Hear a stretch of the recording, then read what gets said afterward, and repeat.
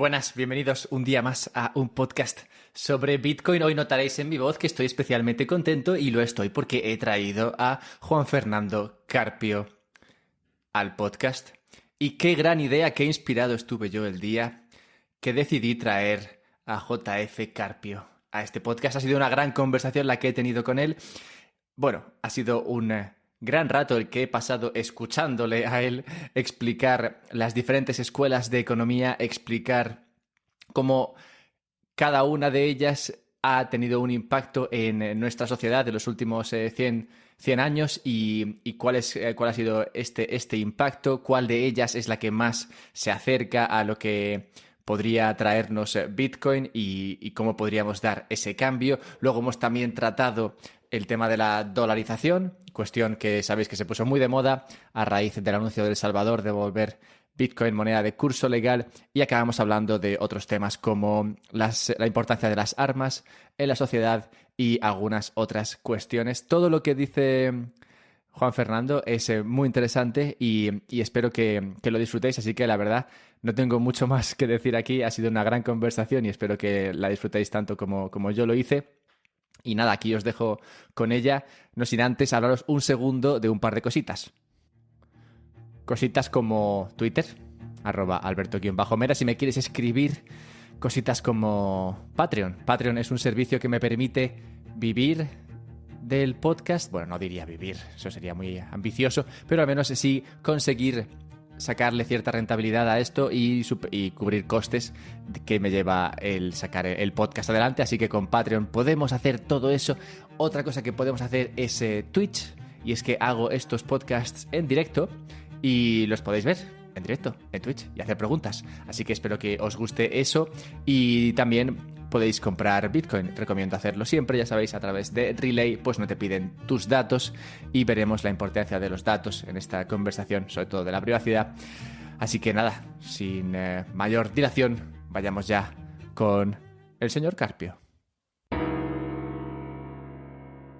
Hola Juan Fernando, bienvenido a un podcast sobre Bitcoin. Muchas gracias, Alberto. Qué gusto estar aquí contigo y con quienes nos escuchan. Gracias por estar aquí. ¿Te parece que empecemos por un poco de tu biografía? Sí, claro que sí. Bueno, para empezar, puedo contarte que vengo del mundo del management, de la empresa, del marketing, mercadotecnia, como se llame, y luego me zambullí en las aguas de la economía de la mano de la escuela austríaca, pero digamos que normalmente me encontré con este choque de lo que está ocurriendo en el mundo real y lo que se sostiene en teoría económica. Incluso en las mejores escuelas todavía hay ciertos vacíos, pero por supuesto lo que nos enseñan en los MBAs, lo que nos enseñan en las facultades de administración es mala economía, es esta microeconomía neoclásica en la que no hay ni nichos, que es lo que ocurre en el mundo real, ni hay unos círculos concéntricos de innovación y de influencia de las tendencias sociales entre seres humanos. Si fuera un ideal ya sería lo suficientemente malo, pero para colmo intenta ser explicativo este famoso modelo de competencia perfecta, que es un desastre. Y a nivel macro ni hablemos. La ley macroeconómica más esencial, que es la ley de Say, cuando se enseña mal. Entonces, evidentemente, suena algo poco factible cuando es en realidad el principio más importante para entender la realidad de lo macro. Y todo esto me estaba pasando entre los 20, 21 años de edad.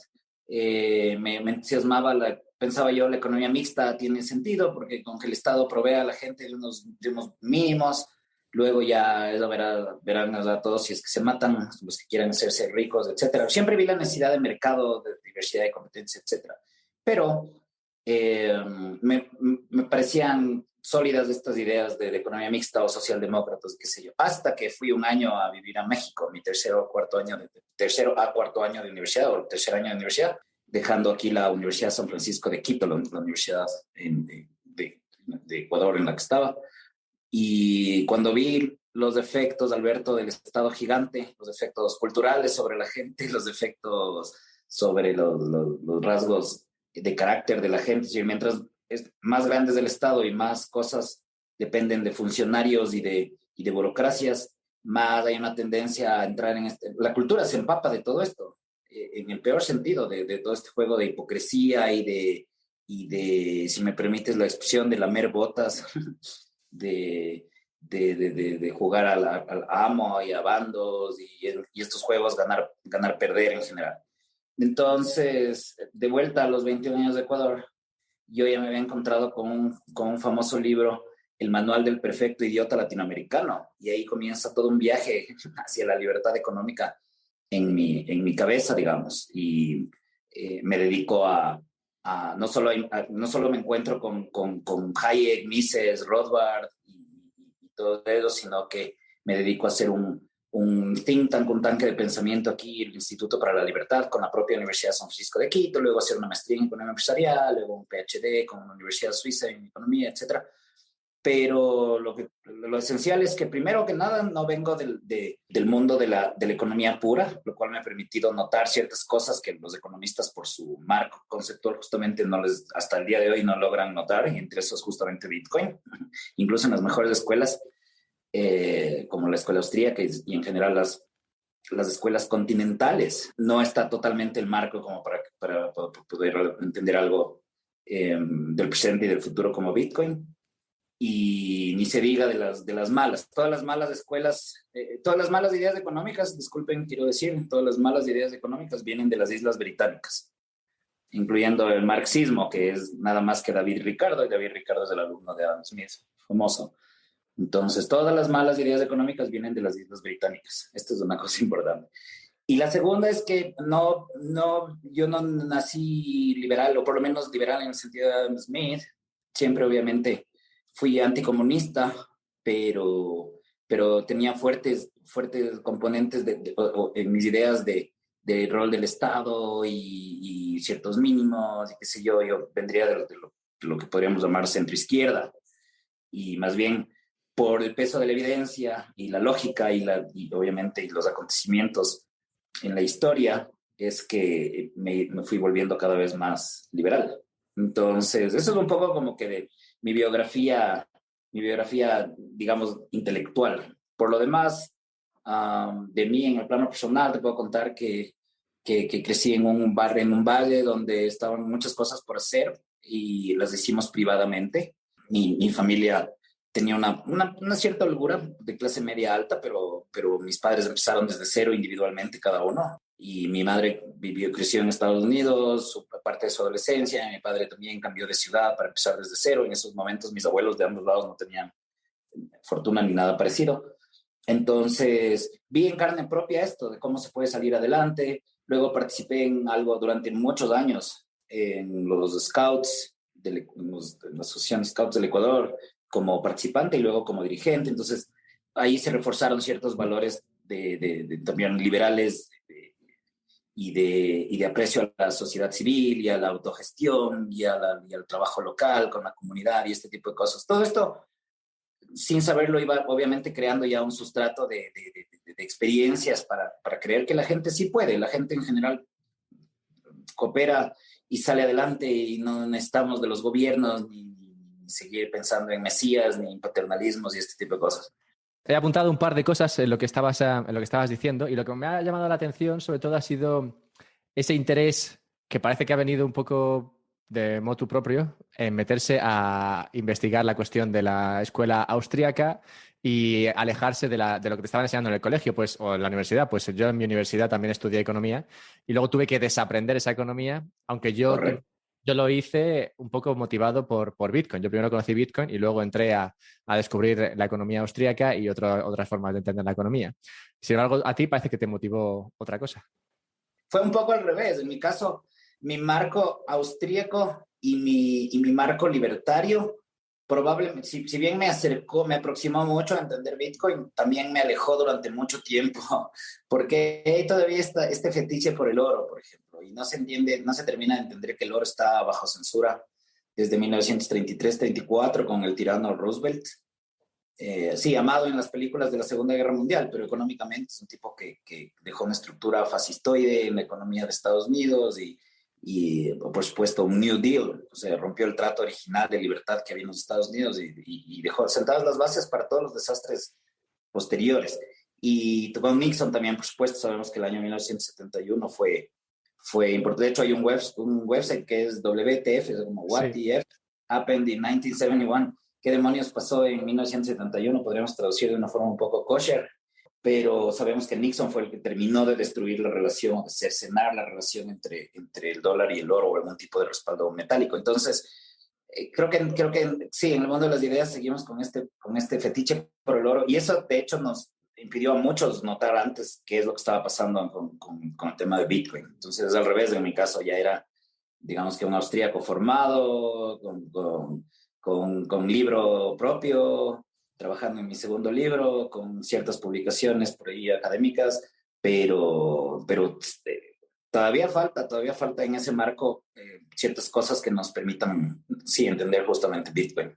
Yo hasta ahora parto de la idea de que digamos, la escuela austríaca me sirve de base conceptual para entender lo que es Bitcoin y cómo puede ser una economía con Bitcoin. Pero tú por lo que estás diciendo entiendo que hay detalles que no están bien o que podría ser de otra manera. Más que detalles, es que viene toda esta carga, saludable en general, pero toda esta carga de cómo emergió el oro por sobre la plata y sobre otros metales, pero cómo emergieron también los metales como mejores formas de dinero por su durabilidad y por su divisibilidad, etc. Y todo esto ocurre evolutivamente.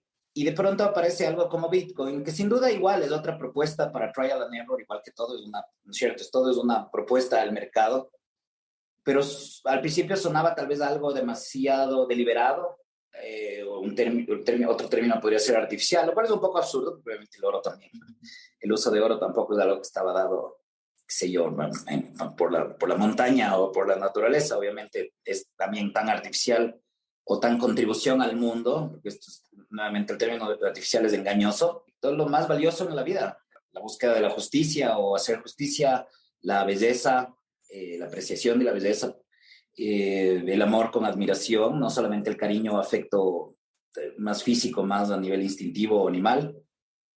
Todos estos, el amor con admiración, la amistad, la justicia o la idea de justicia o búsqueda de justicia, todas estas son contribuciones humanas al mundo. Entonces, esta distinción entre lo natural y lo artificial es un poco ridícula para colmo, porque incluso hacerla sería algo artificial o aportado por el ser humano.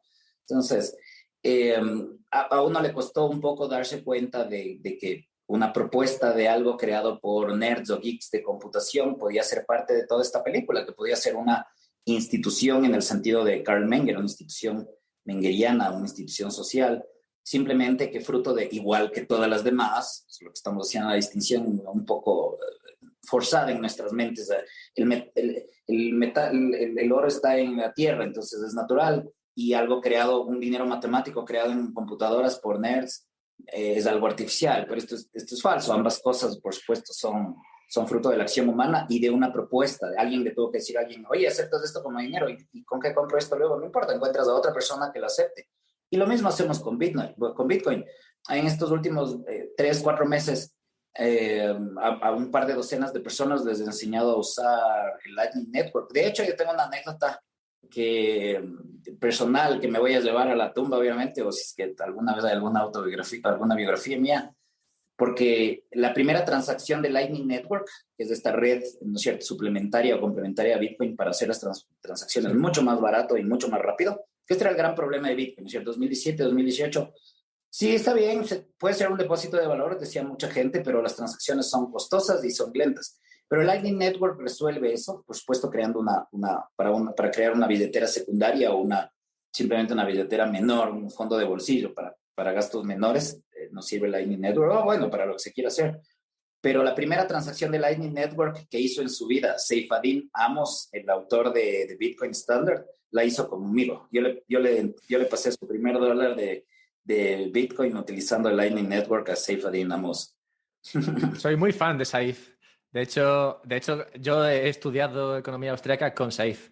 De hecho, él tiene un par de, aparte del libro que escribió y este segundo que ha sacado ahora, el de Fiat Standard, entre medias sacó cursos en su website y hice estos cursos en 2019.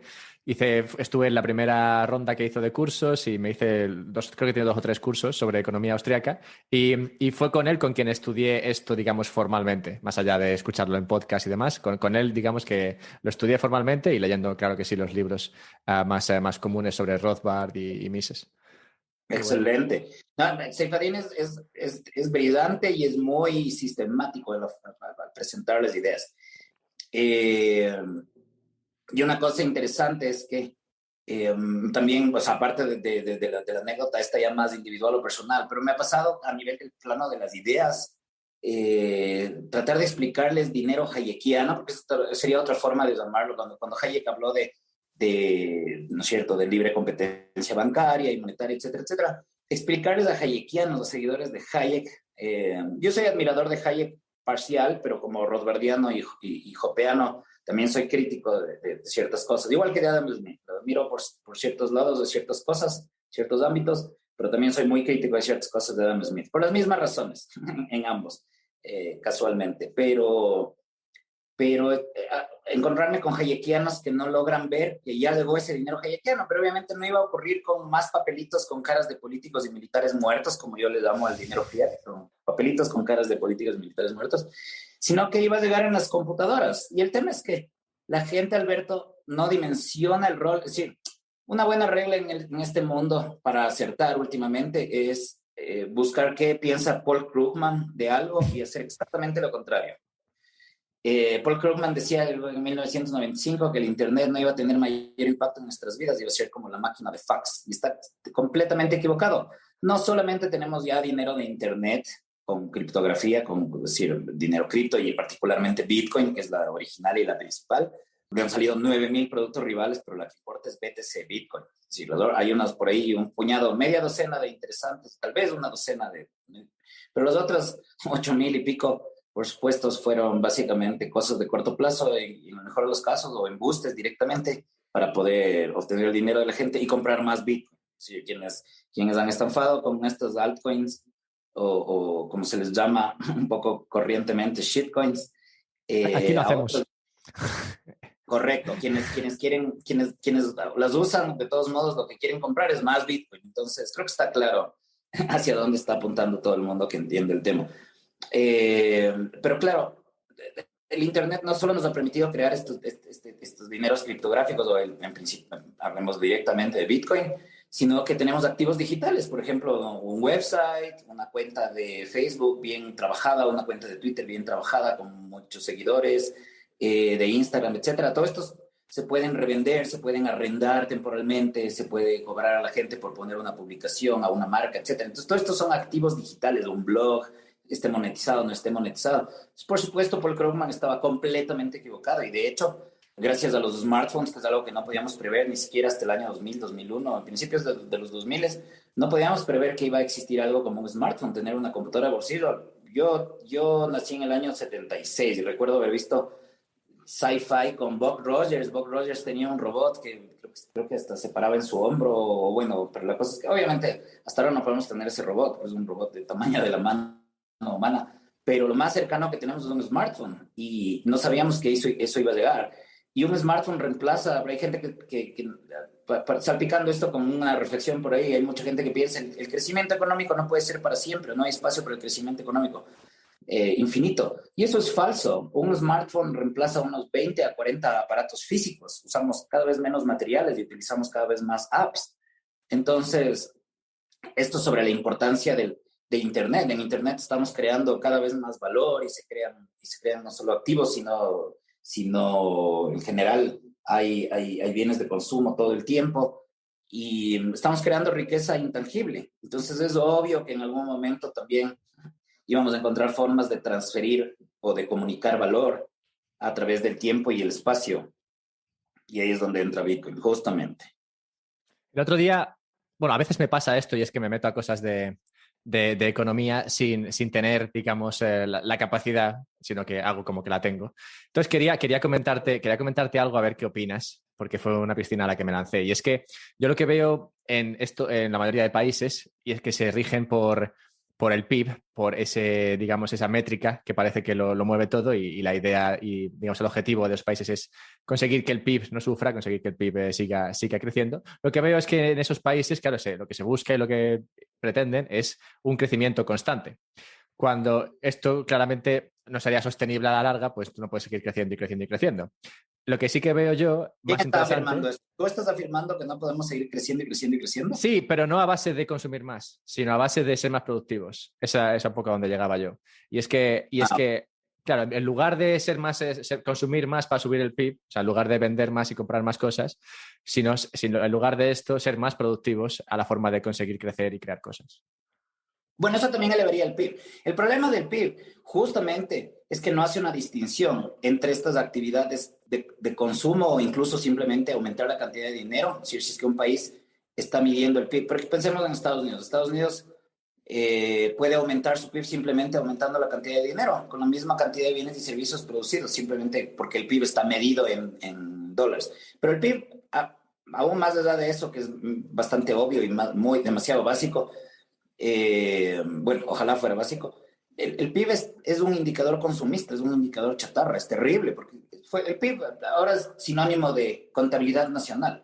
Pero eso es porque las ideas de John Maynard Keynes han secuestrado el mundo desde los 1930 y no hay ninguna razón por la cual el PIB sea el gran indicador o un indicador objetivo. No es un indicador objetivo, es un indicador keynesiano de la escuela del lado de la demanda, cuando los mejores economistas de la historia, por supuesto, han sido economistas del lado de la oferta, como tú acabas de señalar justamente, en lo que es bueno fijarse o en lo que requerimos fijarnos, es en la producción, en la productividad, en qué tantas herramientas y conocimiento tenemos para hacer cada hora hombre, cada hora trabajada en un territorio más valiosa y más productiva, más creadora de valor, de riqueza. Lamentablemente el PIB no hace nada de eso. En el PIB tenemos gasto del gobierno, tenemos consumo y tenemos inversión, pero el ahorro no está ahí por ningún lado, por ejemplo, está roto el PIB, no funciona, es un pésimo indicador.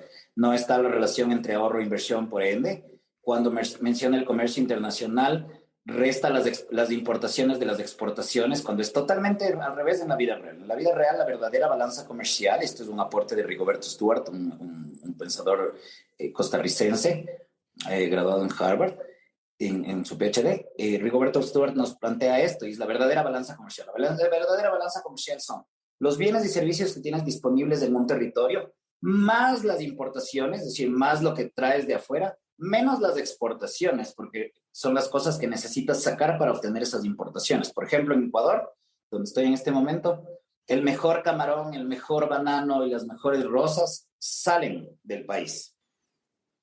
¿Para qué? Esa es la renuncia o es el sacrificio que se hace para obtener las computadoras, los coches, los automóviles y los smartphones que nos están enviando desde los países de economías más avanzadas. Los verdaderos ganadores del comercio internacional, esto es un gran mito que en Latinoamérica a la gente le encanta. No hay idea victimista o para sentirse la víctima del mundo y de la vida que en Latinoamérica no cale, que no arraigue, porque nos encanta. Son problemas de psicología social muy fuertes los que hay aquí y este sustrato de las ideas o teórico viene después, viene a dar justificaciones. Pero esta idea de que en los términos de intercambio somos los perdedores, porque siempre exportamos atún y ellos nos exportan algo con más valor agregado. Pero eso es completamente al revés. Eso significa 100% lo contrario a lo que esa persona está aduciendo. En realidad lo que está pasando es que basta con exportar el mismo banano, exportar el mismo camarón, exportar las mismas rosas, exportar el mismo atún, para que cada año nos envíen una mejor computadora, un mejor teléfono inteligente y un mejor coche. Es decir, los grandes ganadores del comercio internacional son los países que están recién saliendo adelante. Y esto es obvio, la asociación con alguien más rico, más avanzado, más inteligente, más preparado, etcétera, nos mejora a nosotros más la vida que lo que nosotros podemos mejorarles a ellos. Y esto nos trae una lección micro personal también. La mejor forma de conseguir un mentor o alguien que nos ayude a avanzar rápido en cualquier tema es apoyarle con tareas menores, cosas suplementarias, cosas repetitivas, ofrecerle ayuda a traducir sus trabajos si está alguien de otro país o de otra lengua, etcétera. y nos dará acceso a su superior conocimiento, bagaje, contactos, oportunidades, becas, etcétera. Pero el que sale ganando, o quien sale ganando, ambos salen ganando, por supuesto, ambos salen ganando, pero el que más sale ganando, quien relativamente gana más, es el más débil, el más atrasado, el más pobre, etcétera, etcétera, en relación. Esto es bastante obvio. Entonces, el PIB tiene estos problemas terribles. No hay espacio para el ahorro, no está la estructura intertemporal de la producción, no está la teoría capital de la escuela austríaca, no está de las escuelas continentales europeas, no está la estructura de producción en general reflejada. Por ejemplo, en el PIB solo se contabiliza el bien final, pero no los bienes intermedios, que también están muchos bienes por hacer y hay muchas cosas en etapas intermedias para llegar a un bien final. Y esto nos decía Mark Skousen, el economista noruego-estadounidense, que oculta, por ejemplo, hace unos 10, 20 años que él escribió la última edición de su libro, oculta hasta un 40-43% de la actividad en Estados Unidos, porque no solo se hace el auto, no solo se hace el bien final, un coche, un automóvil, sino que hay las etapas intermedias de los ¿no es cierto?, bienes a medios producir o simplemente la fabricación de los componentes, todo esto. En el PIB, de forma perversa, se contabiliza solo el auto final, porque ya supuestamente todo está incluido ahí, pero se oculta en la economía estadounidense, en esta última edición de este libro de Skousen, era el 43% de la actividad.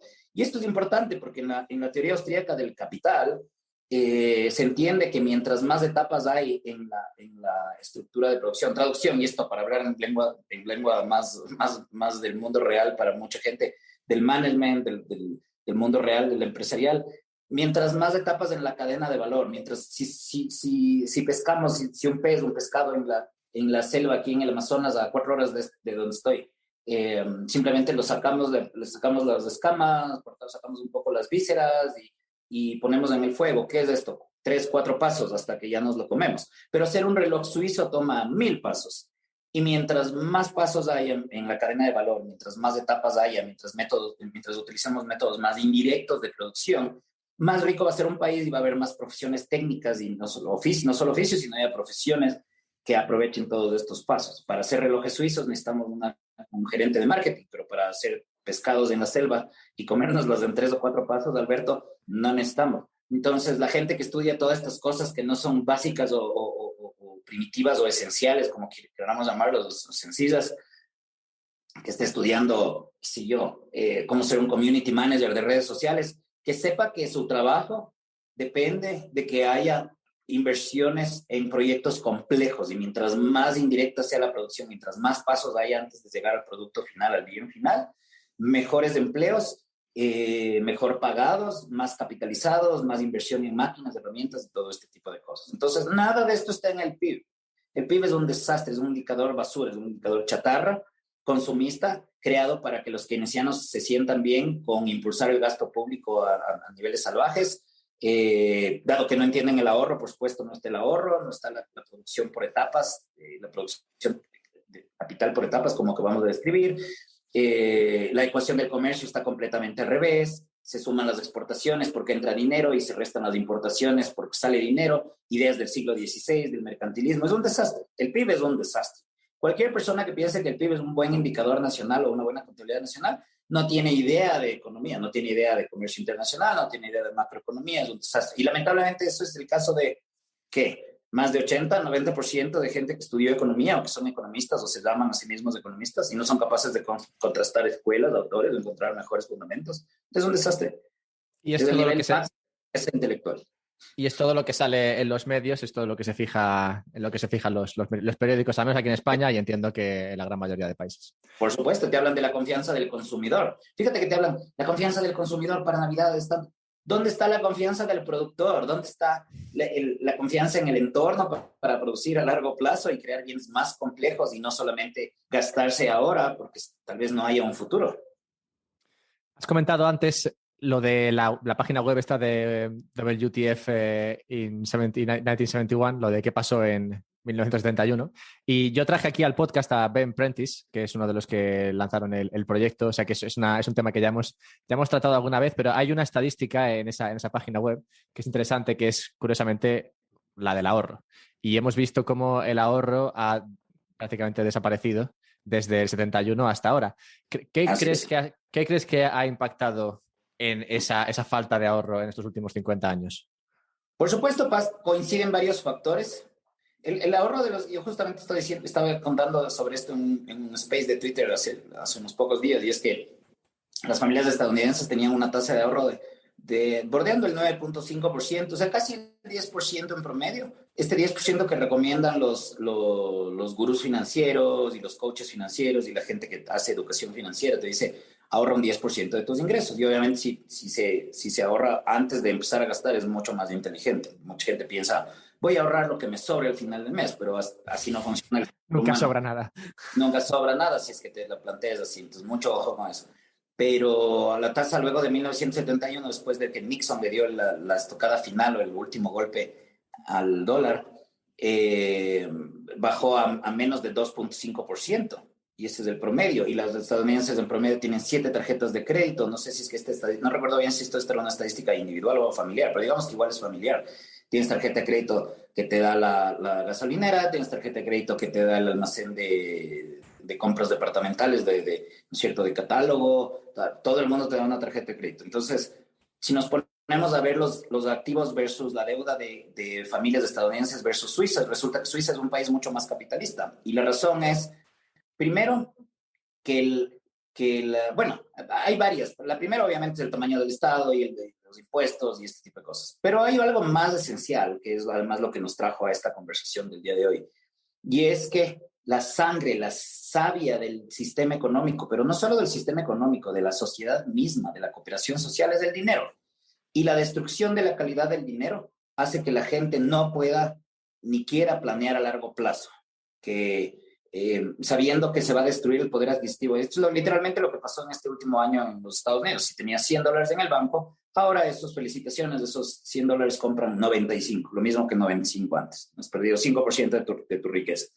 Entonces, porque te digo, mucha gente piensa que el dinero es un tema solo de, no sé, es un tema menor, es una cosa auxiliar, etcétera, y no es cierto. Más allá de 150 individuos, que es el número de Dunbar, este es un número de un antropólogo famoso que encontró que más allá de 150, de tu 200, 220 personas, ya no funciona este sistema de familias o un clan de familias, una comunidad primitiva, digamos, o pequeña, en que se puede resolver las cosas a nivel personal, se puede gestionar a nivel individual. Es decir, no sé, un primo se portó muy mal y la abuela habla con él, o por último se hace algún tipo de purga, de castigo, de ceremonia, de algo para castigar a la gente, o se le expulsa del grupo si es en el peor de los casos, alguien muy destructivo. Pero se puede gestionar estas cosas de nivel de conversando con el grupo. Pero para coordinarnos en sociedades más allá de 150 individuos, este es más o menos el número de Dunbar, o mejor dicho, el número de Dunbar es 150, pero más allá de eso, 200, 220 o 150 individuos, requerimos utilizar mecanismos impersonales de cooperación. Y aquí es donde entra algo que ya hemos mencionado, las instituciones, en el concepto de Karl Menger, el fundador de la escuela austríaca, es decir, estos productos sociales de la acción humana, no del diseño humano, que nos permite extender y enriquecer nuestra cooperación con otros individuos. Y uno de estos, o uno de los principales, por supuesto, es el dinero, que no es sino otra forma de propiedad privada.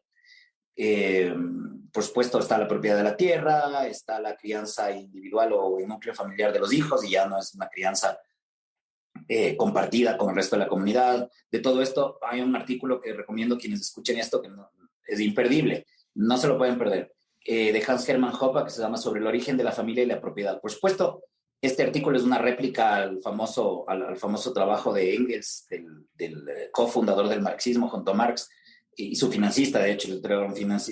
Engels era un empresario industrial, el explotador de la mitología de Marx, del cuento de Marx. Hoppe escribe este artículo como una réplica sobre el origen de la propiedad y la familia. Y aparece en la propiedad privada de la tierra y aparece la crianza individual, es decir, aparece en la propiedad y la familia. Pero no como un ardido, como una conspiración, como un embuste porque muchas de las guerras culturales del día de hoy van por este lado, ¿no? La idea de que los hombres blancos en el mundo han desarrollado unas ciertas instituciones para explotar a los demás o para crear escasez o mezquindad, donde habría un compartir natural entre todos. Esto es una completa mentira y un absurdo. Las escuelas de economía y las escuelas de pensamiento económico se clasifican según un sencillo parámetro. Mientras más aceptan la escasez. Por ejemplo, los marxistas creen que toda escasez es artificial. Toda escasez es una conjura, justamente. La familia de propiedad son ardides, son herramientas para dejar al resto sin posibilidad de tener lo que sea. Y lo único que pueden ofrecer, por supuesto, es hijos, supuestamente. Entonces son proletarios, bla, bla, bla. Los keynesianos son mejores en el sentido de que aceptan la existencia de escasez para ciertas cosas, pero creen que el capital y que el ahorro e inversión son artificialmente escasos. Por eso es que los keynesianos siempre viven acusando al resto de ortodoxos y conservadores. Esa es su gran acusación. Por culpa de ustedes no se imprime más dinero para que haya más fondos para invertir y más capital en la sociedad, etc. Solo hay que imprimir más dinero. Sean unos mezquinos. La siguiente escuela en aceptación de la escasez acepta bastante bien la existencia de escasez como natural al ser humano y los mecanismos para crear más riqueza es la Escuela de Chicago o neoclásicos, pero en general, en particular la Escuela de Chicago. La Escuela de Chicago ya acepta, en general son buenos explicando el comercio, explicando la competencia empresarial, en general, a pesar de su marco absurdamente matemático, pero llegan a buenas conclusiones de alguna manera sobre la mayoría de temas. Sin embargo, en el tema del dinero, ya no del capital, sí entienden que hay un rol de ahorro e inversión y que deben ser los entrepreneurs quienes hagan esto y los gobiernos, etcétera, mucho mejores que los keynesianos, sin duda. Pero los chicagos siguen pensando en términos de el dinero puede ser demasiado escaso y debemos inflar la cantidad de dinero a un 3% anual como regla. En una economía avanzada como Estados Unidos, probablemente en otros tendrían otra regla, pero la idea es que crezca la cantidad de dinero al mismo tiempo que crece la economía. Y este marco de la escasez nos sirve mucho para entender, para que los austríacos entiendan Bitcoin y para entender dónde los austríacos todavía aún no entienden Bitcoin. Y es que la escuela austríaca es la más refinada, la más trabajada de las escuelas continentales europeas. Recordemos que las tres anteriores vienen de las Islas Británicas, entonces sus fundamentos ya vienen defectuosos. Con los Chicagos, en la escuela de Chicago hay un mérito inmenso porque partiendo de esas bases equivocadas han llegado a muy buenas conclusiones en muchos de los temas, pero no en el dinero. Irónicamente se les conoce como monetaristas, pero cumpliendo con la famosa ley de Rothbard, son malos justo en aquello en lo que se han especializado. La ley de Rothbard dice eso, que los economistas, hay economistas muy buenos en distintas escuelas y qué sé yo, pero que tienden a especializarse en aquello en lo que son malos. Y es además un poco lógico. La gente va a estudiar o a explorar más aquello en lo que todavía no es sólido. Es decir, ya, los chicagos entienden hace rato que el comercio es ganar, ganar. Los marxistas no, los marxistas creen que el dueño de la tienda de barrio, de la despensa, como se les llama en cada país, se está quedando con el dinero y es el gran ganador del comercio. Los keynesianos ya entienden mejor que no, que es un ganar-ganar, pero necesitamos mucho más dinero e inversión y esto no puede quedar en manos privadas porque puede que se estanque la economía, pero son un paso adelante de los marxistas. Los chicagos ya entienden que sí es ganar-ganar simplemente, el dueño de la tienda y el cliente, ambos ganan, pero nuevamente tienen este problema con la cantidad de dinero en general. Puede que se seque la economía o puede que se estanque, etc. Y el llamado justamente es a que los austríacos que aceptan la idea de escasez como algo más, con mucho más realismo y con mucha más honestidad, acepten que no es necesario que aumente la cantidad de dinero, que perfectamente puede funcionar la sociedad con un dinero deflacionario, y tanto así que la empresa más valiosa del mundo en este momento, que es Apple, al momento que estamos grabando este podcast, es una empresa que funciona en un mercado naturalmente deflacionario. El mercado de IT, mercado de computación y de tecnologías de la información en general, etcétera, de software, de hardware, es el único que, porque se mueve tan rápido y es tan dinámico, se adelanta o le gana o derrota a la inflación de los bancos centrales. Y porque estos bancos centrales están manejados por gente de la Escuela de Chicago, keynesianas y marxista el Che Guevara, que fue presidente del Banco Central de Cuba y despedazó el peso cubano, keynesianos, gente como los enemigos de la dolarización en Ecuador, desde Rafael Correa, que fue el dictador de Ecuador unos 10 años, nunca firmó la Constitución y otras razones para llamarle así.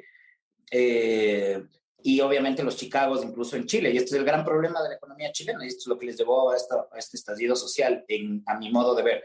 La gente sabe que está trabajando, que el país está avanzando, la clase empresarial es próspera, se codea con la del resto del mundo, el país se nota que está rico, pero la gente nota que una parte de su esfuerzo, de su creatividad, de su sudor incluso, no se refleja en un alza de sus ingresos familiares año tras año. ¿Por qué? Porque siguiendo las ideas de los Chicago Boys que hicieron el modelo chileno, notan, no solo intuyen, sino que pueden calcular, obviamente, que una parte de su trabajo se lo está carcomiendo la inflación. Entonces, estas 3 escuelas de origen británico no nos ayudan, no nos sirven.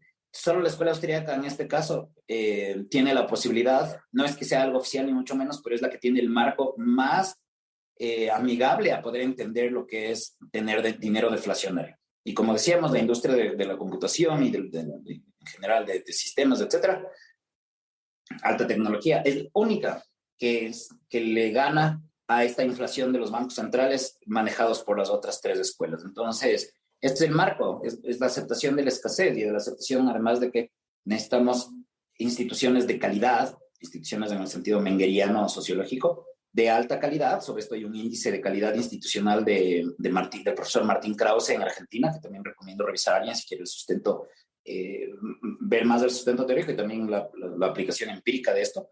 Mientras mayor calidad institucional, más la gente puede planear a largo plazo, más compleja puede ser la estructura de producción y además las familias, las clases medias, en especial la gente pobre y la clase media baja pueden ir saliendo de la pobreza. Pero mientras los bancos centrales sigan imprimiendo dinero más rápido que todo el resto de industrias, salvo las tecnológicas o las más tecnológicas, vamos a seguir viendo estas frustraciones, la aparición de estos personajes populistas, tiránicos, de dictaduras como la de Corea del Norte y Venezuela, porque la gente siente que el sistema le está estafando. Entonces tal vez podría ser mejor que estemos mejor bajo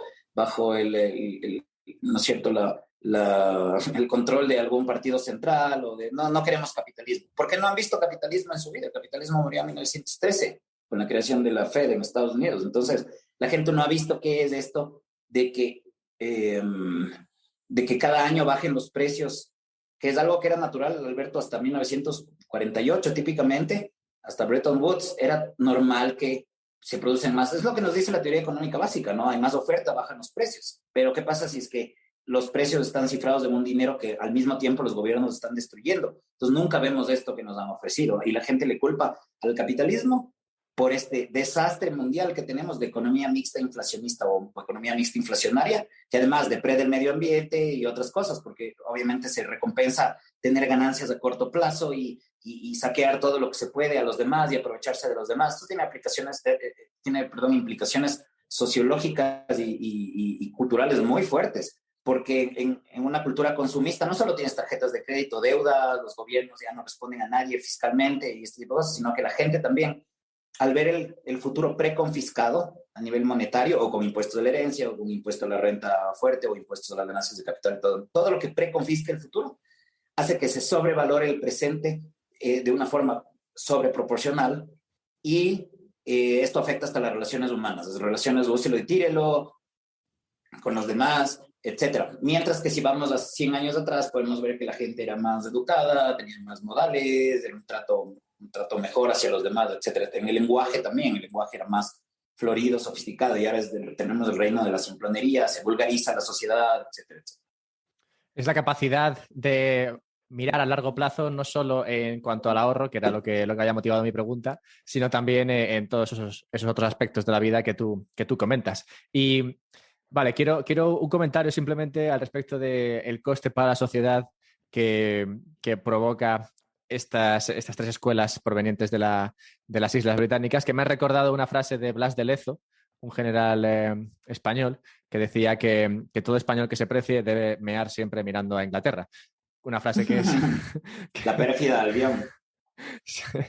Una frase que siempre me ha hecho bastante gracia y que en este contexto venía muy al caso. Y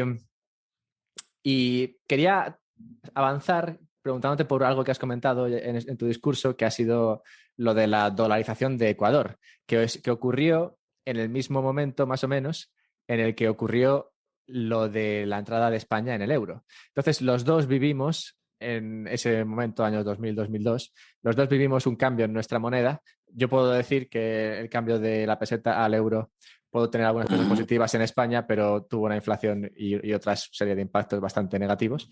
Pero quiero que nos cuentes tú cómo viviste ese paso a la dolarización y qué ha supuesto para Ecuador. Seguimos ahora en un segundo, porque la verdad esto está épico. Seguimos en un segundo, pero antes 10 segundos, 20, 30, no sé. Todo el tiempo que esté aquí sin hablar, pues es tiempo que estamos perdiendo. Bien, dos cosas. Patreon. Patreon es un servicio que te permite donar dinero, 5 eurillos, unos pocos sats, a mí, y así yo puedo usarlo para sacar adelante este podcast.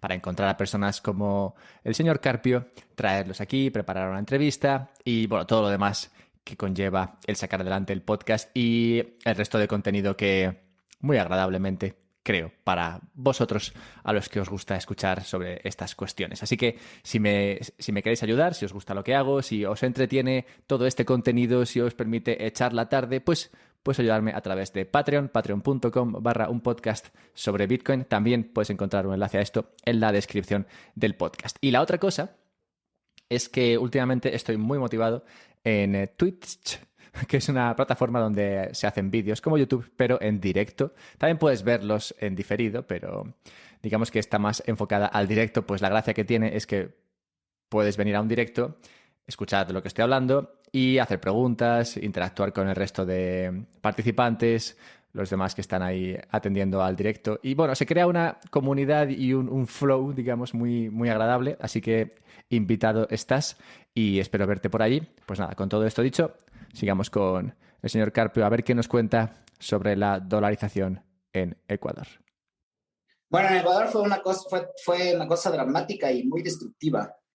El que se imprima más sucres, en su momento así se le llamaba en honor al general Sucre, de un héroe de la independencia, que cada vez luce menos buena idea, por cierto. Mucha gente en Latinoamérica piensa, fue tan buena idea separarnos. Sí, Canadá es parte del Reino Unido y tiene otros niveles de cooperación, pero aquí, gracias a la leyenda negra francesa y al lavado de cerebro que hubo, nos ha enseñado a odiar a la madre.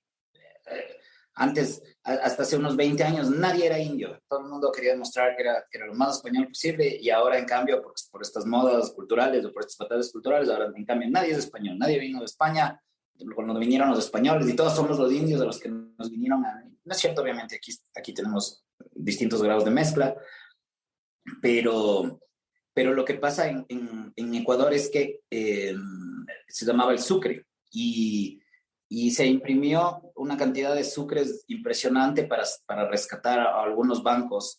Y no hubiera sido necesario rescatarles si no hubieran tenido una prohibición que databa, la crisis fue en 1999, pero desde 1995 me parece había una prohibición de los bancos. Todo esto es obra de unos Chicago Boys, por cierto, que crearon en la legislación, en una de las reglas bancarias, no podían pasar sus depósitos, o nuestros depósitos, mejor dicho, en sus bancos, a dólares.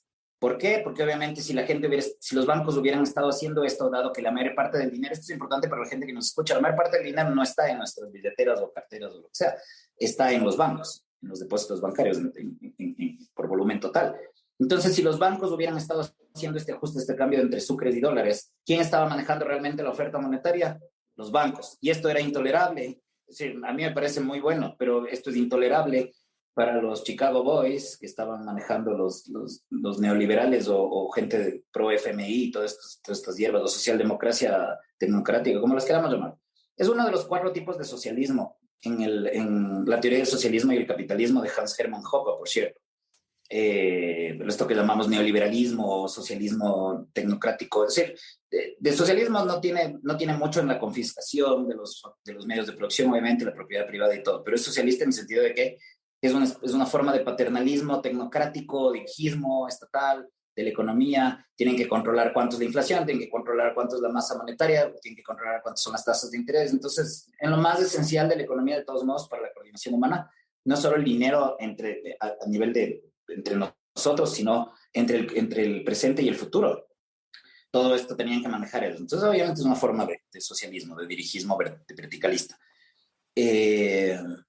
Entonces, en 1999 hay unos problemas en la costa con las cosechas y con la producción para exportación, y los bancos empiezan a tener problemas.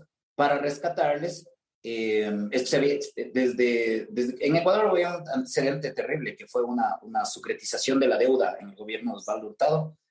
Esto es a fines, sí, a mediados de los 80s, no, a principios de los 80s, de hecho. Y esto siendo un precedente de que los bancos centrales serían los prestamistas de última instancia. Esto se llama introducir riesgo moral, crear riesgo moral para los bancos privados. Si tú sabes, esto es como un adolescente con la tarjeta de crédito de los padres. Si es que sabes que no vas a tener que pagar nunca las cuentas, ¿cuánto vas a gastar de esa tarjeta? Lo máximo que puedas. Bueno, lo mismo pasa, esto es el moral hazard o riesgo moral. Los bancos privados sabían que iban a ser rescatados por la banca central imprimiendo más dinero. Y eso sienta un mal precedente de toma de riesgos, es decir, para asumir riesgos. Y hay muchas más distorsiones, es decir, el Banco Central mismo estaba imprimiendo a raudales del dinero, las tasas de interés aquí eran una salvajada, había tasas de 60, 70%, increíble. Entonces, los bancos también, en vez de poner en actividades productivas, que cuál te va a dar 60, 70%, más allá de obviamente la distorsión monetaria, o sea, nominalmente, voy a poner una parte en el Banco Central. Entonces estoy creando ahí un circuito perverso en el que mejor dejo con el gobierno el dinero porque no está pagando la mejor tasa, pero el dinero, ¿cómo hace para pagarme ese rendimiento? Probablemente sigue imprimiendo dinero. Entonces, hay una serie de cosas. Estoy mencionando una de varias, pero la central es que se rescató a bancos imprimiendo una cantidad enorme de dinero. Se multiplicó del sucre de 5,000 sucres por $1 a 25,000 sucres por $1. Y de hecho esa fue la tasa fijada oficial. Sí, naturalmente de mercado, por la depreciación, por los mercados monetarios, había llegado a 21,000, yo recuerdo esto, pero se fijó como 25,000, es decir, se regalaron hasta un tramo más de extra de sucres para rescatar estos bancos. Pero por supuesto a los pequeños y medianos nadie rescata. Esto no es capitalismo, esto es socialismo de las pérdidas y privatización de las ganancias. Tiene un nombre desde el siglo XVI, es el sistema que Adam Smith ya combatía. Se llama mercantilismo, nada más, no es capitalismo. Capitalismo es algo donde es un sistema en el que cada cierto tiempo quiebran los grandes. Por ejemplo, en Estados Unidos sabemos que hay relativamente mucho más capitalismo que Ecuador, porque de la lista Fortune 500, una cuarta parte de las empresas de estos 500 top de Estados Unidos, una cuarta parte de esas empresas desaparece cada década. Claro, mucha gente, sobre todo en la izquierda, socialistas, te dirán, pero son los mismos dueños de las empresas, bla, bla, bla, por detrás, es una conspiración. No es necesario nada de eso. O sea, algo de eso puede haber, pero eso no es lo que explica el fenómeno en general ni de broma. Es que las familias ricas tienen buenos brokers y asesores financieros y van a comprar las acciones de la nueva buena empresa que haya en el mercado. Por eso los mismos son dueños de los... En vez de quejarte de que los mismos son dueños de esas empresas, vuélvete tú más astuto y cómprate acciones de las nuevas empresas que salgan. Ya para algo existe la bolsa de valores. Tú también podrías hacerlo en vez de estar quejándote solamente o envidiando el resto. O emprende, sí. Por supuesto, o emprende y ya esté dueño de una propia, aún mucho mejor. Es otro nivel de crecimiento. Entonces, en 1999 a 2000, la gente, viendo que se pulveriza el sucre para estos salvatajes bancarios, comienza a utilizar el dólar primero para el cálculo económico. Recordemos que hay tres funciones del dinero. Hay tres funciones. La una es medio de pago, es decir, algo que nos trae el resto como pago más fácil que pagarle con bienes, porque no necesitamos que coincidan las necesidades y los tiempos, además. Nos sirve como depósito de valor, porque si es un dinero que se destruye el próximo año, no me sirve mucho para guardar el fruto de mis esfuerzos. Es lamentablemente lo que está pasando cada vez más con el dinero de los gobiernos.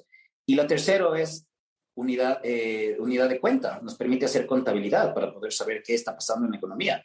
Entonces, lo primero que hicieron los ecuatorianos fue utilizar el dólar como unidad de cuenta para ciertas cosas, para cosas grandes. Aquí vemos la ley de Gresham en operación. Es la ley de Gresham, nos dice que cuando hay estas distorsiones forzosas, sobre todo por los estados, la gente divorcia las tres funciones del dinero. No es como dice mi ex profesor, que fue el presidente o dictador más propiamente de Ecuador, Rafael Correa, fue un profesor universitario, te enseñaba la ley de Gresham como el mal dinero saca el buen dinero del mercado, pero como si esto pasara naturalmente. Cuando es al revés, obviamente, se nota que este tipo no ha revisado para nada historia monetaria. La historia monetaria de la humanidad es que la gente fue eligiendo cada vez el mejor dinero, el más durable, el más divisible, pero en general el más durable, por eso terminamos con los metales. Y solo porque su escuela, los keynesianos, censuraron el oro, es que no estamos usando el oro a nivel de grandes mayorías. Es decir, ahorita estaríamos con oro, con dinero basado en oro, y además encima más, con algo aún mejor como Bitcoin. Pero la gente divorcia las funciones del dinero y empieza a utilizar como unidad de cuenta para grandes cosas, para los arriendos, para la compra de bienes de inmuebles o del coche, del automóvil, el dólar. y para las transacciones menores se seguía utilizando el sucre. Hasta que en cierto momento esto ya se había marcado hace todo tanto que al propio gobierno, persuadido por ciertos personajes en el Ecuador, aquí cabe mencionar gente como Franklin López Buenaño, Dora de Ampuero, en internacionales Steve Hanke y otros pensadores, persuaden al gobierno ecuatoriano, que luego, por supuesto, ha sacado pecho. Si tú ves el libro de Jamil Mahuad, el presidente de ese momento, encima más que él es el que rescata a los bancos por sus compromisos preelectorales, sacando pecho. Yo dolaricé Ecuador y salvé Ecuador. Siempre los políticos hacen estas cosas al último persuadidos, por último por su ministro de Finanzas, pero a su vez había sido ya persuadido por pensadores más liberales y mejores pensadores económicos que ellos mismos. Entonces, sin quitarle ciertos méritos, por supuesto, tampoco se trata de decir que no hicieron algo que fue finalmente decretar la dolarización y ponerla como algo legal en el Ecuador, que podían no haberlo hecho, por cierto. Sí, hay mérito, no se desconoce. Pero el mérito principal está en quienes entendieron primero cómo la dolarización funcionaba, y es justamente como estar entre los pioneros que entienden Bitcoin ahora.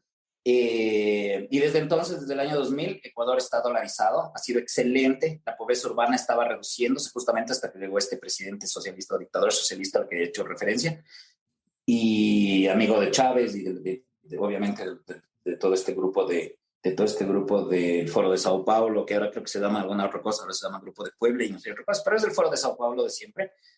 Y en general estos socialistas y comunistas, hasta que llegaron ellos al poder en Ecuador o en Venezuela, etcétera, en nuestros países naturalmente la gente se levanta todas las mañanas a trabajar y crea riqueza, entonces la gente va, ¿no es cierto?, los países van saliendo de la pobreza, y en el caso de la dolarización ecuatoriana es la única buena política económica o la única cosa buena económicamente hablando que tiene el Ecuador desde hace 30, 40 años, pero ha sido fantástica porque ha permitido, por supuesto, que se estabilice el cálculo económico que podemos hacer. ¿Se acuerdan que hablamos del dinero como uno de sus tres roles, la unidad de cuenta? Pues la dolarización nos permite mucho más a quienes vivimos en Ecuador o en El Salvador o en Panamá, concentrarnos en crear valor y en hacer comparaciones reales en vez de estar jugando al juego de la devaluación que pasa en otros países aún. En Ecuador ya no puedes exportar camarón porque por lo barato, sí, exportar como baratija el camarón. Ciertamente eres competitivo, pero estás a un precio competitivo, pero no puedes explotar lo barato y pagar sueldos no es cierto, pagar sueldos en sucres, mientras por fuera del resto del mundo está recibiendo pagos en dólares por ese camarón, por ejemplo.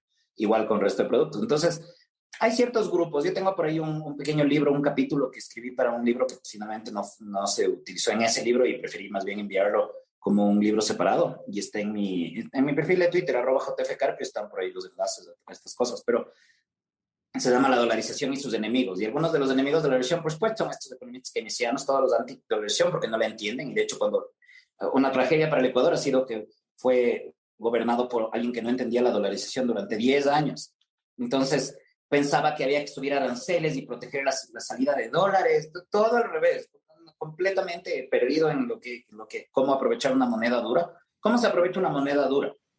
Se usa el modelo suizo. ¿Cuál es el modelo suizo? Tú tienes moneda dura, no tienes recursos naturales, y si los tienes, qué bueno, pero compras las piezas, partes y insumos, y de hecho contratas a la gente de lugares, de países aledaños con peor moneda, países más baratos, agregas valor en tu país y exportas al mundo. Y a eso es a lo que apuestas con moneda dura.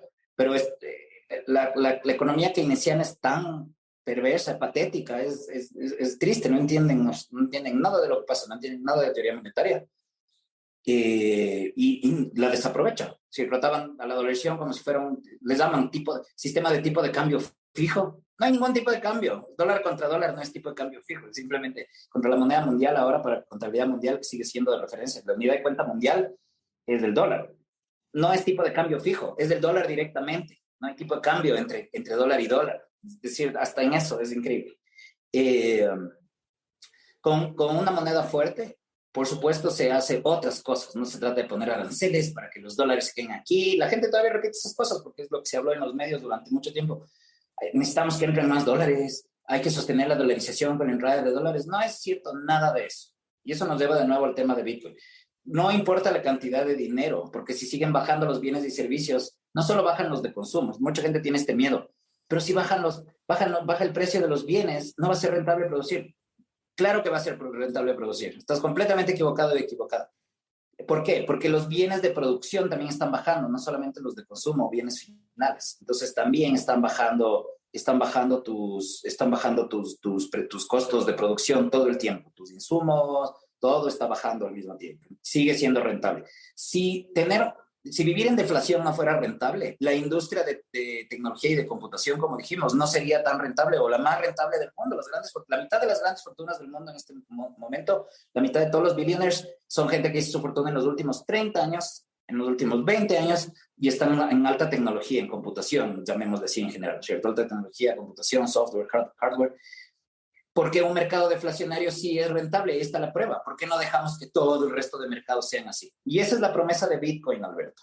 Bitcoin es dinero deflacionario por fin 100 años después. Nos va a permitir a todos tener precios de bienes y servicios cayendo y el dinero comprando más cada año en vez de comprar menos cada año, como ha sido estos 100 años de perversión monetaria que han causado tanta destrucción, tanta frustración, que han destruido a países como Chile por culpa de esta inflación moderada y todo. Pero es destrucción de los salarios y ahorros moderada. No tiene nada de moderada. Con un 2-3% de inflación al año, de todos modos, al final de un par de décadas ya le hemos robado a la gente 2/3 de su riqueza. Entonces, no tiene nada de moderado, simplemente comparado con la salvajada que son los marxistas y los keynesianos.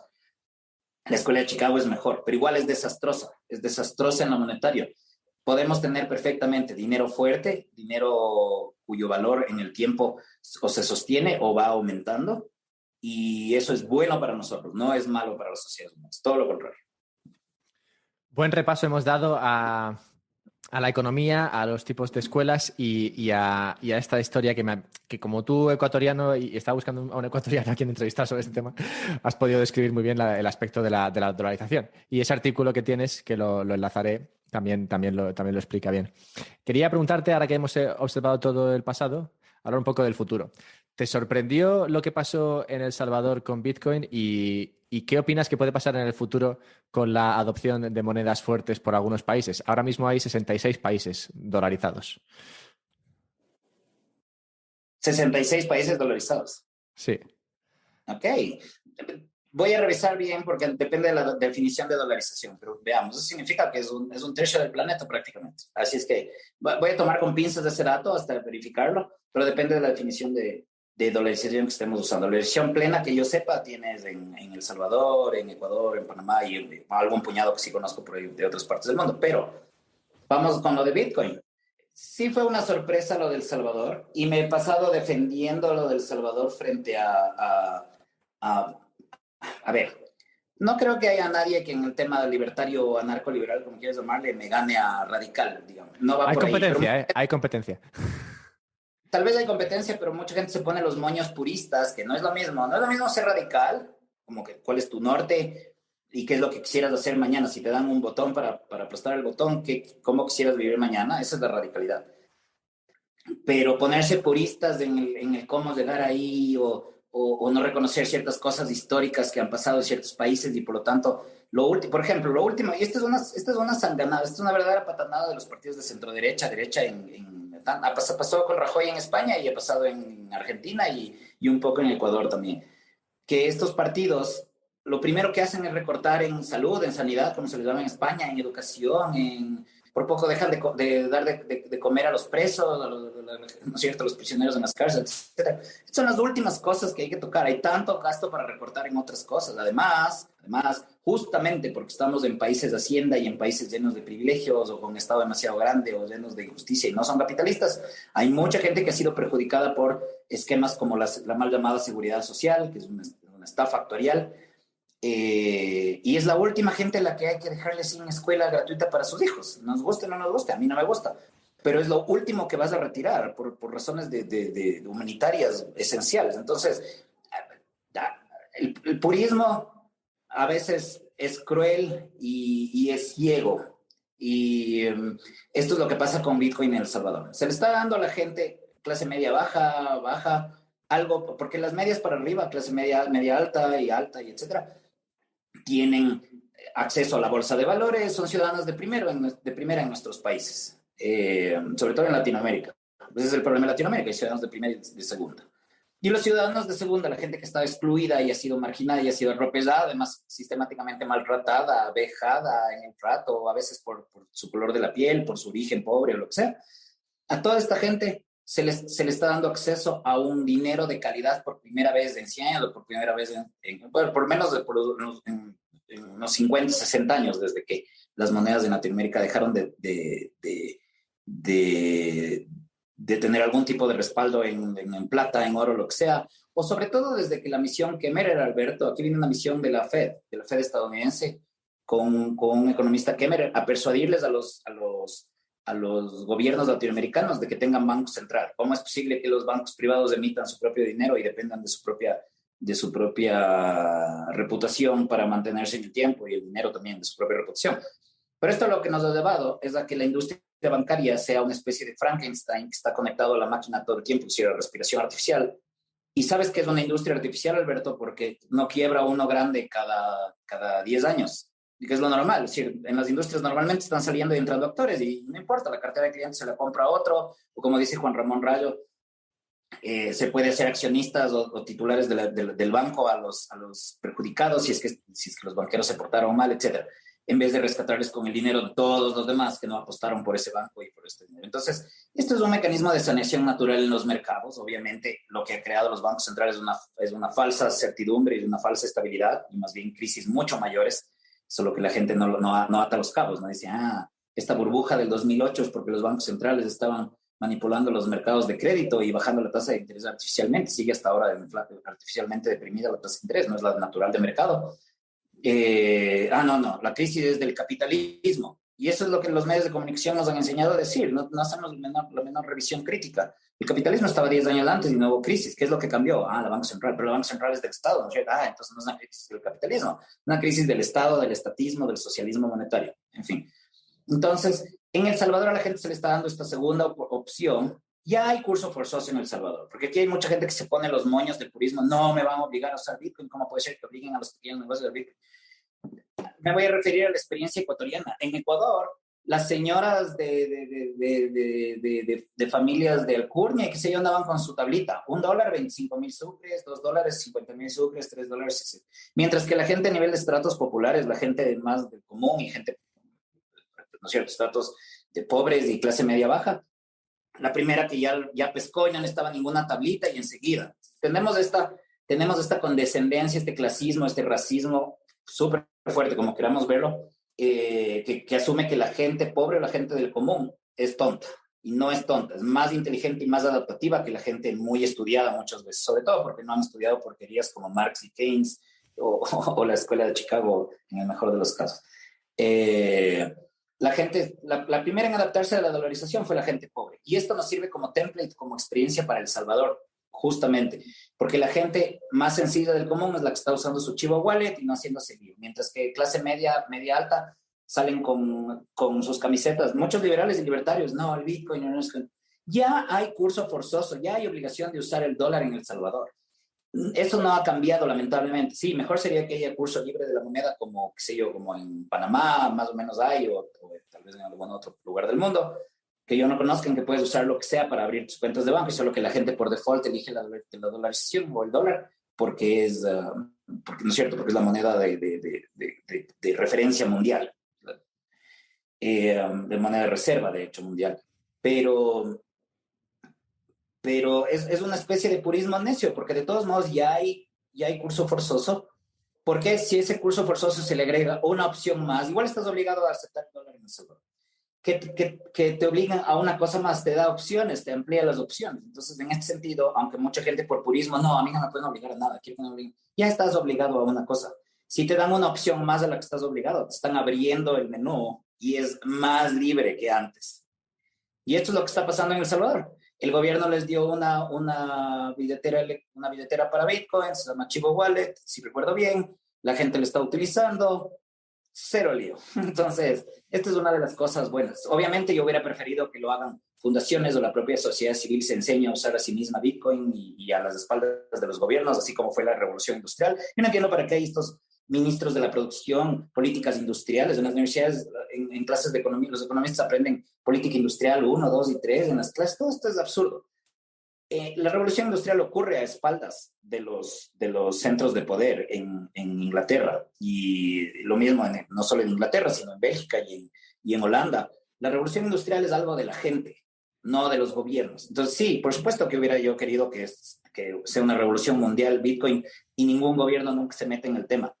Pero ya que ya están metidos, es mejor que nos den una alternativa mejor que el dólar, porque el dólar perdió 5% de valor el último año y el oro perdió 10% o casi 10% de valor el año anterior. Lo único que tenemos los ciudadanos del mundo y quienes queremos un cambio de comportamientos hacia más ahorro, inversión y un futuro más próspero para la humanidad y no solamente consumista y de apariencia de prosperidad temporal, es Bitcoin. De hecho, esto que has comentado sobre el purismo y sobre las personas que criticaban lo de proclamar Bitcoin como moneda de curso legal en El Salvador, al respecto de esto decía Saif Edian también en un tuit que nadie que no tuviese un histórico de crítica a la idea del curso legal estaba, digamos, autorizado para criticar esto en El Salvador, porque es verdad que se han escuchado muchas voces ahora criticando esto y nadie jamás ha criticado el que el euro sea moneda de curso legal en España o que el dólar sea moneda de curso legal. Correcto. Cuando fue la dolarización, yo no conozco ni un libertario que haya salido aquí, y me incluyo, por supuesto, en las calles a decir, no nos fuercen a usar el dólar, déjennos elegir lo que sea ahora. No, felices, contentos, todos los libertarios, todos los austríacos, porque llegó algo de mejor calidad, y lo que importa al final del día es que haya algo de mejor calidad disponible. Pero no es lo único que importa, ojo, por supuesto importa la ética y no imponer y no forzar, pero ya estamos forzados, ya estamos viviendo en la casa. Miren, esto es como la esclavitud, tenemos que dejarnos de tonterías, llamar las cosas por su nombre. Nosotros estamos atrapados como individuos, como familias, en estas inmensas granjas tributarias. Esto es lo que son los países del día de hoy. Antes eran otra cosa. Por ejemplo, Alemania tenía, la Alemania de Goethe tenía 300 territorios que eran independientes entre sí políticamente, estaban conectados por lengua e historia. Entonces, si se portaba mal el príncipe de este territorio o esta mini democracia a los suizos de este otro territorio, yo me iba al siguiente. Esos eran tiempos libres, eso es libertad. No la tengo ahora. Ahora son Estados-nación, que las Naciones Unidas, que es un cartel de estos estados, de estas mafias con bandera, nos tienen atrapados en el nuestro y se están coordinando cada vez más para que no podamos movernos sin pagar impuestos y todo este tipo de cosas. Eso está empeorando y mucho. Y se está ahorcando y asfixiando y extorsionando a refugios fiscales. No existe tal cosa como los paraísos fiscales. Eso es una mala traducción muy inculta de haven. Tax haven no es tax heaven. Heaven es paraíso, pero no existen tax heavens. El término en inglés es tax haven. Tax haven significa refugio o coto, un refugio. Y se requiere un refugio porque estamos bajo ataque. Y entonces, ataques contra Estonia, ahora los ataques son contra Polonia, a Chipre también ya se le impuso ciertas presiones internacionales. Es un desastre. Vivimos en granjas tributarias y nosotros somos simplemente el ganado o esclavos. Es importante aterrizar en esto. Ese es el mundo en el que vivimos hoy. Y dado que ya estamos en estas casas, estamos viviendo con los amos, para ser más claro, pensemos en términos de esclavitud. No prefiero yo que me den de comer mejor que peor. ¿De qué me sirve comer peor? Ya estoy atrapado ahí. Prefiero que me den la opción de un dinero de mejor calidad como Bitcoin que algo de peor calidad, porque ya estoy ahí. Es decir, la libertad sería poder salir de la granja y poder salir de la plantación, pero no puedo hacer eso, o si se puede muy poca gente, con técnicas, con métodos, con inversiones, con varios pasaportes, hay interesantes newsletters sobre esto, como por ejemplo The Sovereign Man, y esto es para quien quiere investigar, hay las formas. Pero esto, lamentablemente, la inmensa mayoría, los millones de personas, ni van a hacer esas cosas, ni van a poder entender esas cosas, o no tienen acceso siquiera a hacer esas cosas. Entonces, la inmensa mayoría de gente está atrapada como ganado en una gran plantación o granja de esclavos, y que nos den una mejor opción es algo a celebrar. Si ya estamos atrapados ahí, nos empiezan a dar, en vez de un potaje de granos o de cereales, nos empiezan a dar steaks de carne, es algo bueno. Lamentablemente no es algo que podemos hacer en libertad, no es algo que nosotros estamos eligiendo, y obviamente cabría que haya la libertad de usar o cereales o usar carne o no usar ninguna, por supuesto, pero esa no es la situación. Estamos ya en granjas tributarias, estamos viviendo ya en la plantación con los amos. Que te den más opciones es un avance, porque lo que importa, ya dado que no tenemos libertad, no la tenemos, No es que elegir en libertad entre estas cosas, pero estas son minucias, son micro decisiones que no afectan el estado general. No vivimos en libertad. Ya no vivimos en libertad. Es preferible, dado eso, el marco ético ya está jugado, lamentablemente, que tengamos mejores opciones, mejores herramientas, por lo menos. Quiero ser respetuoso con tu tiempo, aunque me lo estás poniendo complicado, pero ¿crees que podemos hacer un par de preguntas más? Pero con gusto. Muy bien.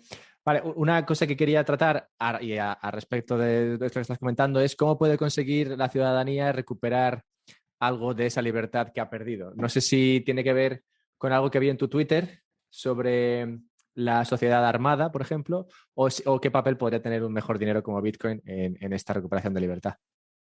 La sociedad armada es muy importante, es importante que la gente se entrene en el uso seguro y responsable de armas, porque esto genera desde el punto de vista económico una externalidad positiva. Si es que los asaltantes potenciales en la calle, o abusadores o acosadores o violadores incluso, saben que una de cada 10 personas, no es para todo el mundo, esto no significa que todo el mundo tiene que portar armas, a pesar de que eso podría ser algo bueno si vemos el caso de Texas, por ejemplo, la baja criminalidad en todos los lugares, salvo las zonas gun free. Esto es un problema. La gente dice, estos tiroteos en Estados Unidos es por las armas.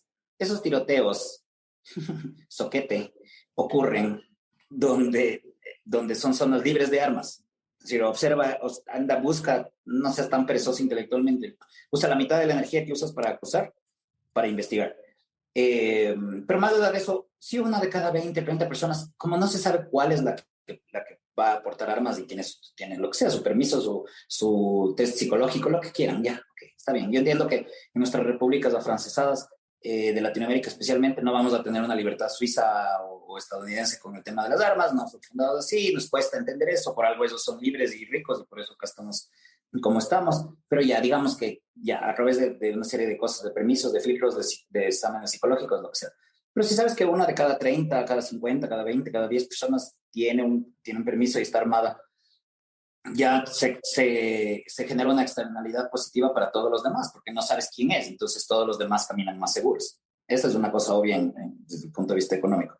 Creo que Bitcoin es una gran puerta de salida para la gente, porque el momento en que la gente pueda tener fortunas verdaderamente independientes del poder y pequeñas o grandes fortunas, así sean los pequeños ahorros familiares, etcétera. Si es que puede tener una independencia monetaria, ya no depende del mandamás o del gran mesías o del gran sistema paternalista para hacer sus cosas. Además, por supuesto, ganaremos una capa adicional de privacidad, que con los bancos, con esta idea de bancarización forzosa, de que todo el mundo use bancos, ¿cómo puede ser que no uses bancos? Se está perdiendo, porque obviamente los bancos, es decir, la razón por la cual a los gobiernos les encanta esta idea de la bancarización forzosa es que es mucho más fácil controlar 50, 100 bancos y con eso las bases de datos de todos los ciudadanos, y es más fácil espiar a la gente. No importa si es que es para, entre comillas, buenos objetivos, como solamente cobrarlo, entre comillas, nuevamente, los impuestos justos o que todos paguen o lo que sea. No importa, es tan fácil de abusar. Y el poder no atrae a la mejor gente por definición, atrae a neuróticos y atrae a gente que quería el poder y gobernar sobre otros, etc. Es gente muy peligrosa en un porcentaje de gente. Hay gente buena y hay gente noble y hay gente productiva que está trabajando en el Estado. En esto hay que ser claro. Me irrita mucho cuando los liberales, los libertarios hacemos estas caricaturas. Entonces, todo el mundo que trabaja como funcionario, que trabaja en el Estado es mala persona. Es ridículo, es absurdo. Hay gente que gana cargos o lo que sea y se maneja de una forma decente, etc.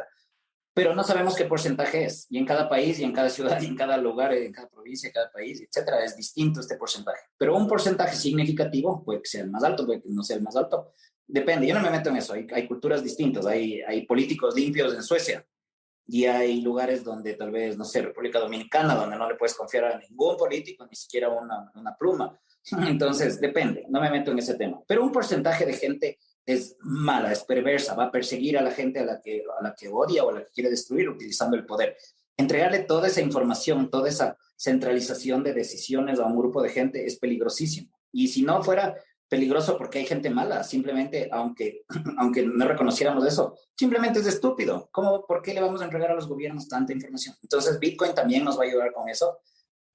Va a ayudar a separar el dinero del Estado. Es decir, un gran avance para la humanidad. En esto algunos conservadores, por supuesto, no estarán de acuerdo conmigo. Muchos, o liberal conservadores, ahora esa etiqueta últimamente, dirán, la separación entre Estado y religión fue algo malo.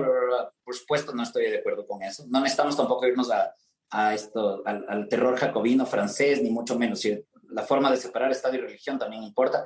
Pero en la otra ilustración, ya que hice alusión a Francia, hay otra ilustración. Esto es una cosa la que nos han mentido en Latinoamérica, Alberto, ¿no? Nos han dicho que hay la ilustración, como si fuera la francesa, pero hubo dos ilustraciones. La otra ilustración es la ilustración escocesa, donde sin necesidad de masacres, ni de matanzas, ni de ahorcar curas, ni de quemarles en la hoguera, lo que sea, como pasó en Francia, hay una más sana separación entre Estado y religión, porque es obvio, porque eso le hace daño a la religión. Para empezar, esto no tiene muchos conservadores y liberal conservadores, o como se llame, creen que el daño es para la religión por haberle separado ese rol central de la sociedad y lo que sea. Es al revés. La religión también se corrompe, igual que el dinero se corrompe, igual que la educación se corrompe cuando es manejado por el Estado. Es decir, si es que muy espirituales y muy religiosos son, entiendan que los primeros a los que les hace daño ser religión oficial es a los religiosos.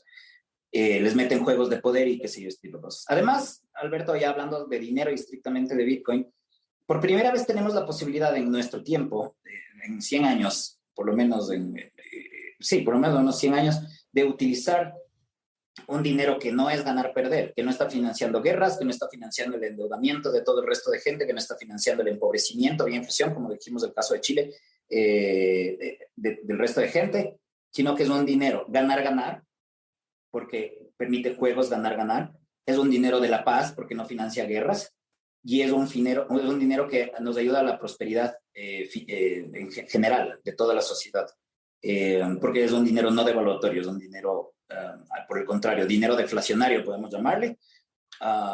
¿Y qué motiva el ahorro?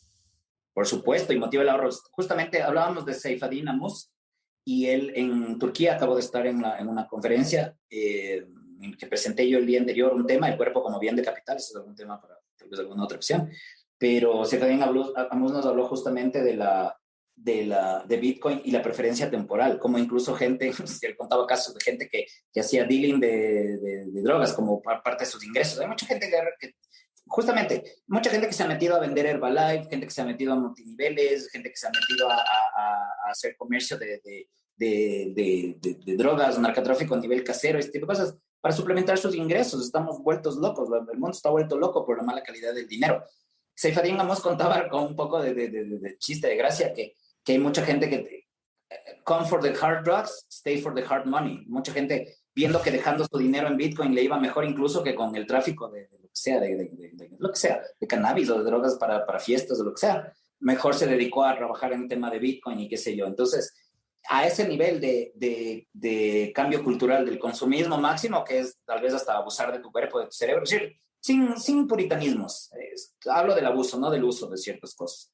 En esto también nos falta madurar mucho como humanidad. La guerra contra las drogas es perversa y mañana deberían estar despenalizadas todas, sobre todo las drogas duras y las más destructivas, mañana mismo.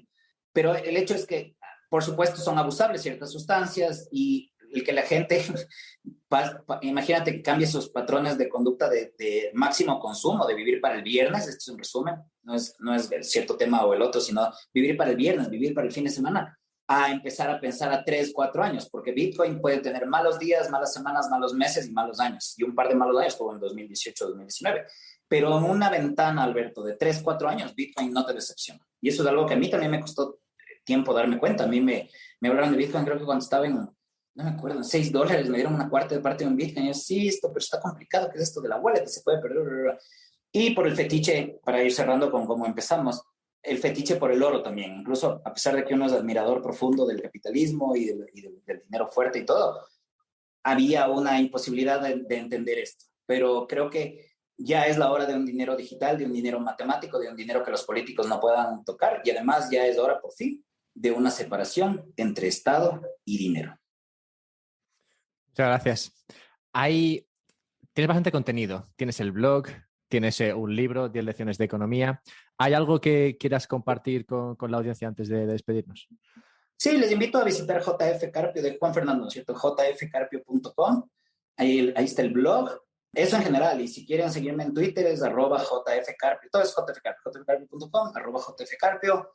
De vez en cuando escribo de cosas más personales, a veces pongo de música, de cine, cosas, justo para no ser monótonos, porque noto que, a menos que uno sea un Daniel Lacalle o un Juan Ramón Rayo, que ya es una superestrella del espacio, si es que uno es monótono, obviamente se queda con 1,000 a 5,000 seguidores en vez de tener, qué sé yo, 20,000, 30,000. Entonces, es bueno variar. Esto también es como un micro tip para la gente en sus contenidos en redes sociales, hacer un poco de variedad, mostrar nuestro lado humano, que sepan que no estamos solo pendientes de estos temas, pero que sí, que nos importa el futuro de todos los demás de eso. Entonces, Alberto, te agradezco muchísimo por este espacio. Gracias por dejarme extenderme. Por cierto, hemos dejado hablar muchísimo. Espero que haya sido algo valioso para ustedes. Te he dejado hablar porque es que daba gusto. O sea, ha sido una clase. Muchas gracias. Y he de recomendar aquí, lo haré otra vez seguramente en la introducción, pero he de recomendar a la gente tu Twitter porque, como dices, no solo hablas de economía, sino que al contrario, publicas muchas cosas y compartes mucho contenido que es muy gracioso. De hecho, investigando para esta entrevista, me estuve riendo un buen rato ahí viendo tweets que habías compartido o que habías publicado tú mismo. Así que muy, muy buen contenido ahí. Muchas gracias. Muchas gracias, Juan Fernando. Ha sido un placer tenerte aquí y nada, que espero que todo vaya genial y que nos podamos ver en unos meses. Que así sea.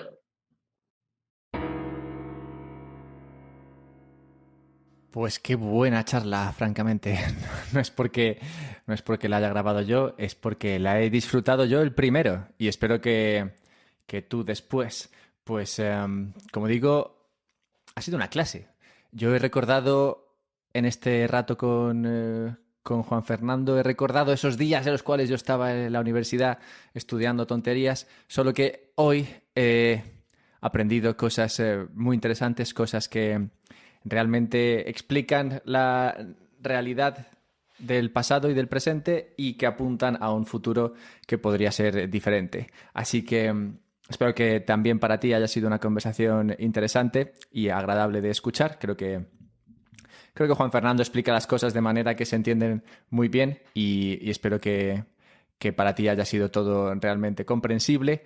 Si no ha sido así, si ha habido alguna cosa que te ha quedado ahí no del todo clara, ya sabes que puedes encontrarle a él directamente en Twitter y preguntarle, o que puedes también encontrarme a mí, @alberto_mera, y preguntarme y estaré más que contento de responderte. Finalmente, un par de cosas más, lo que os he dicho de Patreon, gracias por ayudarme. Gracias por venir a Twitch a ver estos directos conmigo, directos que hago varias veces a la semana. Iba a decir 2, pero hay veces que son 3. Y como siempre, si quieres comprar Bitcoin, yo recomiendo hacerlo a través de Relay. Enlaces a todo esto y a lo que ha comentado Juan Fernando en el podcast en la descripción aquí debajo. Muchas gracias y nos vemos pronto.